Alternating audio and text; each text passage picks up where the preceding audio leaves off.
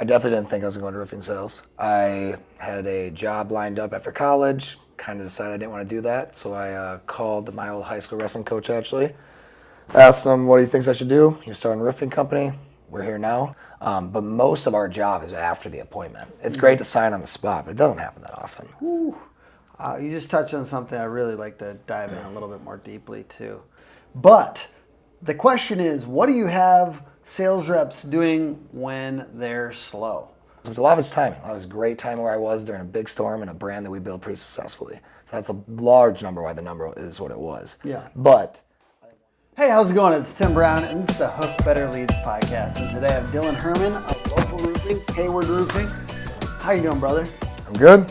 Hanging out in the place I see all over Facebook. Yeah, we love having you down here. We're having a little pitch back and forth, and we're learning from each other, mainly me learning from him. But we're doing roofing sales role play today, and we might even put a little bonus content out with that. But the question is, what do you have sales reps doing when they're slow? And sometimes we're talking about, like up here in the north, the winter. Yeah. And then sometimes you're talking about when there wasn't just a storm. Yeah. And so from your point of view, though, we're going to get into that. Before we do that, I just want you to give a little bit of background of you, a little bit more about you than the company, but a little bit about your company too, and why roofing sales. So my background is I've been doing this for about 5 to 6 years. 5 years, my 5th season. It's the only thing I've done in my professional career. I definitely didn't think I was going to roofing sales. I had a job lined up after college, kind of decided I didn't want to do that, so I called my old high school wrestling coach actually, asked him what he thinks I should do. He was starting a roofing company. We're here now. Wrestling was big for me. I wrestled all of high school. I wrestled collegiately. I bring up quite a bit because that actually makes up most of our company. Almost all of our project managers and sales have wrestling in their background in some sort of element.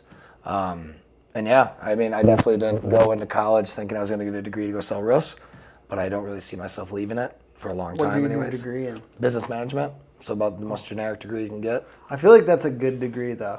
You know, like a generic It's one? an easy degree. Yeah. I'll tell you that. Oh, there you go. Yeah. Both great things. Minnesota State, Harvard of the Midwest.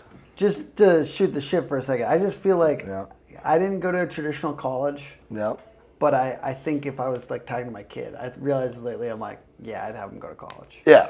Like I love roofing, and I love roofing sales, and I would love for somebody to get into that or into the trades.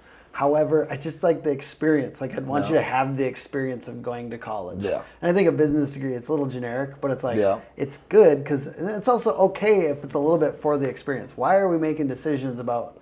Yeah. It's crazy we're making decisions about what career we're going to have. I thought I was going to be a doctor when I was 18. Okay, yeah. Hey, thanks for watching this episode. Please like, comment, and subscribe. It really helps other people see this content. We're back every Tuesday and Friday with the podcast, and we've got a ton of other videos. Thanks, guys. No, great time in college. I'd pay money to go back. And suffice it to say, you've done well at roofing sales. Like you got a pretty good personal income going from roofing sales. Yeah. You sold over 2 million last year? Like 3.8, 3.9. 3.9, which is, you know, as you guys know, is well above average. Yeah. I would say a roofing salesperson who is quite successful, selling over 2 million, right? So like you almost double that. In our industry, everyone's kind of obsessed with $1 million. When I got in the industry, everyone was like, "Well, you gotta be $1 million producer, you gotta do all that." I do think $1 million's a little bit lower in the threshold now, just because of price, and all this stuff. And but yeah, 1 million. Still in survival. Yeah, 1 million, you have a good job. Yeah. Yeah. That being said, like, you know, it's extraordinary to see somebody go to 4 or, you know, and like these numbers are crazy, right? This is it's a beautiful place to be able to be in roofing sales. That being said, it's stressful sometimes. As a roofing salesperson, it's, you know, you've got a lot on your plate. Meet a lot of like people. It's tiring. I will say, like for me, if I had to go out in the truck, like I get that the money helps. Like to just get out there and just like getting on roofs, climbing up, all these different things. It is tiring, and then sometimes leads are down or leads are slow or you don't have as many roofs to get on. That would be really stressful to me. Yeah. What do you do personally with your stress when there's less roofs to get on at that moment? I'm fortunate enough to work for a company where our brand is pretty established everywhere we go. So I would define a lot of our salesmen, including me, as a lead baby. It's a term you guys throw around this podcast a little bit. I definitely have been one of those. But there's tools we use when you're experiencing a slow time. Like I said, I'm pretty obsessed with the idea of brand. And branding not in a sense of like what's on your hat or all the clothes you're wearing, but like when people like think of Hayward Roofing, who do they think of? What do they think of? And are they going to call you? So one thing we do as salesmen, referrals are obviously huge, but just little things like getting to your job sites. Because, yeah, there might be a slow time. There's never 0 roofs going on, but did you go to your job site that day? We really try not to be the salesman that, and we've all done it, though. You sign the contract, you never talk to the homeowner again. We try our hardest not to be that, and it does happen because you're busy. But just getting back to that job site, instantly that homeowner thinks you were just so a part of that process. And from there, just referrals are big for us. So, I mean, just asking for a referral. And it doesn't mean you hand them this gift card and say, give me a name, please. It might just come up in conversation. Something about their neighbor might have got hit by the hail or whatever it is. So referrals are big. I will say I was pretty, like, I went out with Dan Walreck the other day, and I was pretty impressed by how consistently he asked for referrals. Oh, yeah. At the end. You don't... It feels like a little bit of like an extra move, or like, I got the sale, what do I need, you know? Yep. But he was just pretty diligent on that. He was like, by the way, and he did it very nicely, and it was right at the end, and he just was like, we would love if you referred your neighbors to us or your friends. Yep. Just like, I liked how consistent he was with that. I was very impressed with that. I don't think you can sell $18 million the way he does without doing something consistent. I mean, it doesn't surprise me that he has referrals. And I've met the guy a couple times now. You can see why he's a very nice guy to talk to. What would you attribute, so being at like 5 years, 5, 6 years at 4 million, about 4 million. That's incredible. What would you like, before we're going to talk a little bit more about things to do when you're slow, but talk to me about why do you think you're so successful? No offense, I like you. I'm just saying, like, how the fuck? Don't have a good answer. Just kidding. A lot of things. I think luck has a lot to do with it, honestly.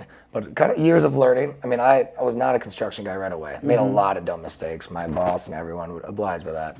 Wrong shingles on a house. Unprofitable jobs. Unprofitable jobs. You barely know the difference between rake and eave of a house. You'd be so surprised how long that took me to get down. I still don't know. See, I didn't either. And timing, but I think just putting myself out there. One thing I've never been scared of is like that inkling when you think you should reach out to someone like that insurance agent or that hotel owner, or you drive by that building that's huge and everyone wants to go do it. Like, I will go do that. Like, if there's a hotel in town and I know one day they might need a roof and I have that little inkling feeling I should maybe go ask who that manager is, get to know him, I'll do that. So I think that's one thing that I've always had for me is I'm not... So bigger jobs, you're not scared of them? No, I mean, and I know might not be the next day, but I don't go at it from like the greedy point of, I'm going to meet this homeowner to sell him a roof. It normally just turns into some type of relationship organically. But I think that's one thing. If I don't know what narrowed down to what I sold, so a lot of it's timing. A lot of it's great timing where I was during a big storm and a brand that we built pretty successfully. So that's a large number why the number is what it was. But I think one thing that's benefited me throughout that process is I'm not like afraid of that call or just walking up to that guy or someone. How old are you, brother? 27. 27 was 4 million, basically. 4 million sales. I think it's the same way I met you. That's pretty, like, that's almost more, no offense to Dan, but that's almost more incredible. Oh, I don't know. I would love to sell you $2 million. Well, dude, just stay at it 25 years. I guess, Like, and people are out, people are so confused and they don't want to even hear that. 18. I can't imagine the amount of experience you've gained in 25 years. They don't want to hear that number. Like, people like get mad when I post something about it. Because it's frustrating for people that like they're selling 5 or something and they think that's the most anyone's ever sold. And they like get mad. I know for how many homeowners I met to sold what I sold last year, I can't imagine the amount of people he had to meet to do that. It's incredible. And I would like to hear a little bit more about that too. Like in those busy times when you're going from house to house to house to house, how many houses are you hitting a day? Well, it depends. Like, so when the big storm hit and when I did what I did last year, it was pretty crazy. We had to throw pretty much all of our rules out the windows. I was looking at anywhere from 8 to 12 homes a day. Were you going from like 7 a.m. till 8 7 to 7. So, maybe 8 to 7. Yeah. It just was so constant. It was very fast. You just feel like I'm going to get this money because this, I mean. I mean, I'm not really thinking about the money, honestly. Oh, come on. Most of the time, I'm thinking about I have to get to the next person I'm going to yelled at. Yeah. But no, things we're going well. Yeah. And those were all leads coming from the company. But sometimes, I mean, But they also trusted you with a lot of those appointments. It's not Yeah. like you probably got a lot of appointments. Yeah. Yeah. Because they're like, he's going to do a good job. Yeah. For a standard, our normal standard for a salesman, we allow 3 appointments a day, and we're even leaning more towards 2 now, just so you can give a homeowner a legitimate appointment, not rush through it. And maybe knock around jobs. Yes. Yeah. So Or knock around the yeah, or just allow yourself. There's a lot more in roofing sales than people think, where you just go sign a contract. 90% of your job happens after the appointment. I have a couple of new salesmen right now, actually. It's nice to hear when they like kind of talk about the stress of the job, because I feel them too. Because I'm a sales manager, but I also do the sales job. But most of our job is after the appointment. It's great to sign on the spot, but it doesn't happen that often. You just touched on something I really like to dive in a little bit more deeply too. We talk about sales management and how that an additional responsibility on you selling jobs. And I know that that's sometimes a point of frustration, because I probably put management on people's plates who also do other jobs. I think that's it's a tough part, but it's a little bit of small business shit. Yep. Yep. So how do you balance that? And like, do you have any time segmented off in your day for management? Or do you just do it on the weekend? Or how do you give them feedback? So last year, I'm going to say little to zero. Last year is when I officially became sales manager of our company. Little to zero sales management happened last year. It was running like wild through a storm. This year's been a lot better. I mean, we do it with a weekly Zoom call, and then just mostly mornings when I talk to my other guys, and they know kind of that's when I'm answering. Where I work right now is a pretty remote area, so you can't, a lot of times phone calls don't go through, but mostly it's phone calls. A lot of my salesmen are in other locations. So Zoom phone calls, and just... You're in the truck? Yeah, in the truck. Just like, all right, I got you. Yeah, when you're running like we did last year, not a lot of management happened. This year is a lot better, a lot more time towards the other guy, where I actually feel the majority of my time is helping the other guys sell or doing what they need to do. When do you, from your point of view, being a high performer that got elevated into management, when would you suggest a roofing company owner elevate somebody to sales manager or give them sales management responsibilities? We started doing sales manager. We started having the conversation a while ago. Once we got to a team, about 3 to 4 salesmen, and our location started having different sales reps. My boss, Marcus, he pretty much did everything right away. I mean, he was essentially the sales manager. He did all the roles with no labels. Yeah. So eventually, it always fed off like, okay, Marcus can't do everything. We need to hire here. Marcus can't do everything on the schedule. We need to hire here. So that's kind of what we did. About 3 to 4 salesmen is what I think was kind of a sweet spot. Right now, I have I got 6 full-time and then a part-time guy. And yeah, even then, it feels like a full-blown sales team. And anything past that would feel like a lot. So I think that 3 to 4 range, someone should start submerging up as a leader. Do you put the guy that's doing really good work into the sales management?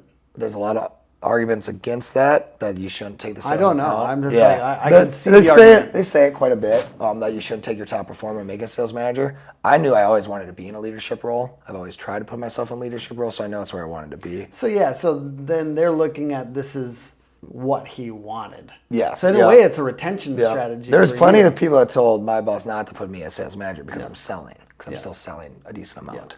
And some people that sell a lot aren't good managers. I'm not a great manager yet, but I know that's the role I've always wanted to be in, is a leadership role. What do you think is going to make you into a great sales manager? I know that you're not speaking from a place of authority yet, but I can sense your curiosity towards the role. And what are you seeing as kind of the lane that will get you there? Just be able to shift your focus away from like your own sales to your team sales. And I've slowly been able to do that, where it's kind of 2 parts of my brain work throughout the day. I have my individual sales and I have the team goals. Does that mean you're going to have to lower your like there will be a transition. Number? Oh yeah, so there will be a big transitional point where I'm not selling as much, and there'll be a little bit, a little sacrifice taking away your own sales, but if I'm focusing my time on the team, and as that builds, it'll all work itself out. And we're in the process of doing it now, building the sales team, hiring more guys to be on it. So yeah, there'll be a transitional period where I don't get to say I'm a $4 million sales rep anymore. But I'll know that I'm building a bigger team because of it. Because if I continue to sell $4 to $5 million a year, I'm more than likely not building my team anymore. Totally. All right, let's do a few more questions on what to do when it's slow. For your company, does it occasionally get slow for the whole team? And what do you do then? We've never quite experienced a whole company slowdown because we're so geographically spread out. We're in southern Minnesota and then northern Wisconsin and then a little bit in the metro. So we've never experienced a full company-wide slowdown, but we have experienced where multiple branches slow down. I mean, things to do during that we've done pretty successfully. And I have my fiance, shout out Samantha, run around doing a lot of stuff for me too, is like meeting that insurance agent, meeting those people in town. And our Hayward branch, we're pretty big community events. So you almost, when you're slowing down, I think the obvious answer is just go knock doors and find leads. But that almost like solves like a now issue, I think, where if you like don't panic and you look back and okay, I still need to make those relationships with those insurance agents in town. If you're a good company, every insurance in town should want to work with you because you actually can help their homeowner. So you still focus on the big picture things because then it might not help directly during the slowdown, but if you keep, like I said, I'm brand focused. So if you keep focusing on your brand, hopefully those slowdowns happen less and less because you've built a brand. 100%. I think people don't realize what brand means until you get a few years in and you're like, oh yeah. Brand, reputation. Yeah, I like the word reputation a lot. Yeah. Because people use the word branding and brand is the same thing. Kind of like branding's my hat, branding's the truck, branding's all that. But that's not what a brand is to me. Yeah. A brand is like what you think about when someone would say Hayward Roofing or Fairmont Roofing or whatever it is. And I think the positive of then focusing on brand in those slowdown moments, if you, like you said, if you door knock during that moment, you're pushing in on a sales thing when sales are naturally not good. So there's probably a reason why there's a slowdown. Yeah, exactly. It's like seasonal downturn, or there's something that's a bigger cycle. It's better from my point of view to push into those things when there's more sales happening. Because that's when there's more to be reaped. I think of it in the like sowing and reaping cycle. You know, like when sales are slow, it might be a sowing cycle, not a reaping cycle. So like you're actually working against nature when you're trying to like go and reap during a sowing season. I think too, and if you continue to have like a brand focused approach and that, but so, because also right now during a slow period, you don't want your salesman doing nothing, obviously. Not just talking to an agent for 10 minutes a day or whatever it is. They should be talking to those old homeowners and getting referrals from those old homeowners. But if you've been brand focused before that brand's already built and those referrals are a lot easier. Because they actually had a good experience, if they had a good experience. So if you constantly think brand, like the next slowdown's undoubtedly coming, hopefully you've built a brand and those, oh no, I need to go talk to the homeowner who maybe knows someone needs a roof, is easier because of the experience they already had. So I think, but there are always little tricks. Like what you said about Dan, you gotta ask for referrals. People don't just give you their cousin's number. And so I mean, it's just a little conversation. So that's one big thing is consistently ask. Like I said, during slowdowns too, like I said, was one thing I excelled at a little bit is I'm not really afraid to go meet someone. You drive by that big building, you wonder who owns it and how. I'd be more interested in how we got the money to own it. That's what I go ask him. So I like to dig into people's head about that type of stuff. That's sweet. Yeah. So then, being curious. Yeah. Oh, I ask any homeowner of mine. I'll find out what you do for a living very quickly. I'll be real. Like going into that big building, that's kind of punk rock in a way. You're going and trying to look for the owner. Yeah, I'd say who's the manager of this building or a property manager of the building. And when you ask that, like to the front desk people, what do they say, and how do you get past the gatekeeper? It all depends on the situation. I know. So if there's a big building there, a big hotel or whatnot, and or at least a storm just hit, it's obvious. Okay, I would like to talk to, probably going after a property manager at that point. I would like to know who makes the decisions on maintenance. And then you're just getting to know them, and you let them know you're just in the area, and you don't need to pitch this whole thing to be like, hey, here's my card. If you guys ever do need something, we love helping local businesses. So any big businesses in our branches, I've probably talked to a decent amount of their homeowners just so, hey, if something pops up, you can call us. So maybe an approach like that. There's always ways of finding out who owns things. Google's a hell of a tool. Yeah. I mean, RoofCon's amazing. Getting to see all the speakers like Nick and Eric and especially Tim Tebow. Very exciting and eye-opening. Amazing speakers and great knowledge. Keep it up. First RoofCon, been following Hunter and the Revolt Clan for quite some time, and it's definitely been a lot more than what we expected. RoofCon 2023 returns to Orlando, Florida, November 9th through the 11th. Get your tickets at roofcon.com. So, yeah, we were talking a little bit earlier, just a random topic. You were talking about how you recently tried to implement many tools at once in the sales process and kind of got I got some a pushback. little bit of resistance. Yep. So what would you say, like, how do you, it's like basically in corporate world, they call it like change management. Okay, yep. Like we're adopting new tools Yep. and there's resistance. And where have you found any sweet spot about, like, because we talked about like, you know, presentation tools and like sales tools and company cam and all these different things. How many things can you change a season? I know for us, my life works in season. There's roofing season and there's off season. I think off season is the best time to implement anything. It's obvious, it's slow. But yeah, for that example, the one I gave you earlier was it obviously came from my brother. Yeah. I go to conferences, I get excited, I see the newest gadget, tell my boss we need this, we need this, we need this. I try to implement about 3 to 4 changes at the same time. They're nothing crazy, but enough that when that salesman got to the appointment, their brain started going, oh, I got to turn this app on. Oh, I got to get pictures in this app. Ooh, is my iPad ready? And it was all these things all at once, and I just got to push back, and I was just kind of saying, hey, I'm finding myself thinking about all that instead of the appointment. I was like, and it clicked with me. I was like, oh, way too much. So I mean, 1 to 2 things during the season I think is fine. Like we introduced company cam, not very easy to implement, but there's certain other things. If you're gonna introduce we're in the process of introducing some type of like project presentation, that takes time because all of a sudden you need to sell roofs, and then if your salesman's only worried about presenting that new thing right, you're probably wasting the lead. And even from my experience, it's like it's not the presentation is not the point. Correct. The conversation and the relationship is the point. Yep. And getting the homeowner what they want and need. Yep. And I think about it for our customers, our clients, like getting the client what they want and need, and then the presentation is just some visuals that go along with that. Like it makes it easier to paint a picture because here's some visuals. And I think a lot of the gadgets out there in the industry are awesome, but you definitely can't do them all. I mean, you would be just a walking guy on your phone and open up 20 different apps. 1,000. Yeah, so you'd just be on apps the whole appointment. Yeah. But implementing a couple's fine. Like I said, company cam is a really smooth transition. Shout out company cam. Shout out any services love you like. using it. Company cam is one that we just introduced it this year. Actually, I think we're a little behind the ball. I've heard about company cam for years. One of the best tools now in my arsenal, I guess. And just the ability to communicate with your team is pretty awesome. What else do you use? Use Rilla. Hover's big for us. Okay. Rilla's a big one. We just introduced that this year. Sweet. That helps me being a sales manager because I don't have to like physically ride along with my salesman. Then I can do it remotely. So that's one major benefit of that. I love that. I don't know a lot of tools like that. That seems like a really good one. Yeah. So Rilla allows you to listen to it's an AI in your pocket. Listens to the appointment. It's pretty crazy what it can do. It gives a script, gives everything they said. It breaks down some statistics for you.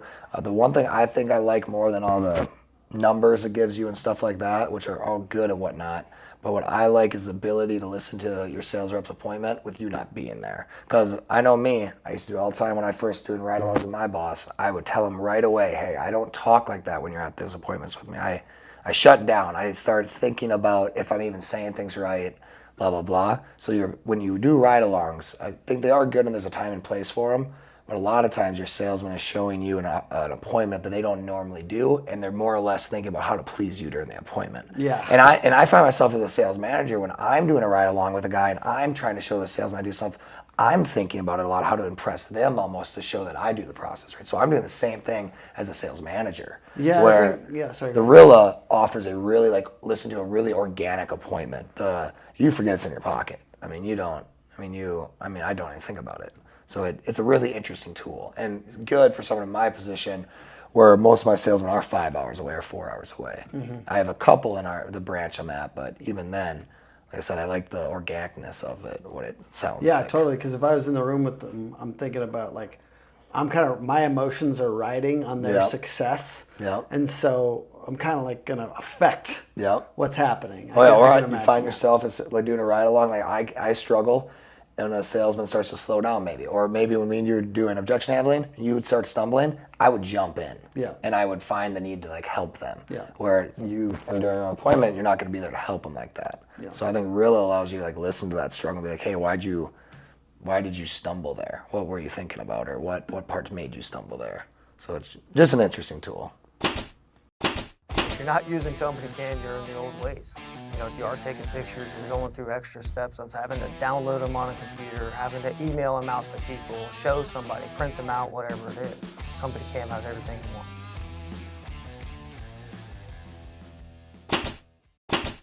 Well, you know what we do have coming up soon? Yeah. Pitch Fest. Pitch Fest, yeah. Pitch Fest is Friday, October 13th. Spooky. It's very spooky. Spooky It's going to be a season. spooky time. You know what's spookier than pitching a multi-million-dollar sales rep? Is sending your sales reps out into the wild unprepared. Agreed. Way spookier. Way spookier. Way spookier. Because you're wasting leads on people that don't know how to sell. So bring them to this event. Bring 2 or 3 people. Bring your best closers. Get some really good information. We got for I'm calling them like the multi-million-dollar reps, because we got Dan Walrek, we've got Dylan Herman here, and then we got Jacob Fuchs. Fox? I still can't say I don't know. Fox. I see his name and my brain doesn't read anything. Yeah, those are the 3, and then that's just the reps, and then we've got Chuck Toki, Becca Switzer, and Mark Goodare, all incredible teachers. I think it should be a good time, and when you get a ticket, you get a chance to choose one of the coaches and one of the reps to pitch directly. Really? So you're going to get a chance to pitch them and get direct feedback. I think they're going to be picking Dan, honestly. Well, so far the people that signed up, it's been basically 1, 2, 3, 1, 2, 3. So, well, we've only sold 3, so it's actually just 1, 2, 3. Only 57 left. Yeah, only 57 tickets left. But It's almost sold out. that's what these events do. Yeah. But what I will tell you, I mean, I think it is going to sell out. Oh, yeah. I think like with that group of people, I think it's just too good. I mean, it's $500, but if it's tell them your deal, because you have I'm not telling anyone, but you got the. I don't know my promo code off the top of my head, but it will be on Facebook. It's just Dylan. Dylan. Good promo And if code. you choose Dylan, then you get $100 off. Yep, $100 off your ticket. And yeah. It should be a good time. I appreciate everyone for watching this. The podcast is put on by hookagency.com, Hook Agency all over social. And where's yourguys.com if they want to check you out? Local-roofing.com, then each of our branches would be the names that coordinate. ClaremontRoofing.com, HaywardRoofing.net, I think. Yeah. And where can they talk to you if they want to say what's up? Facebook, pretty receptive out there. Post quite a bit. Send me a message, anything of that nature. Awesome. Thank you so much for joining me, brother. Pleasure. Yes, sir.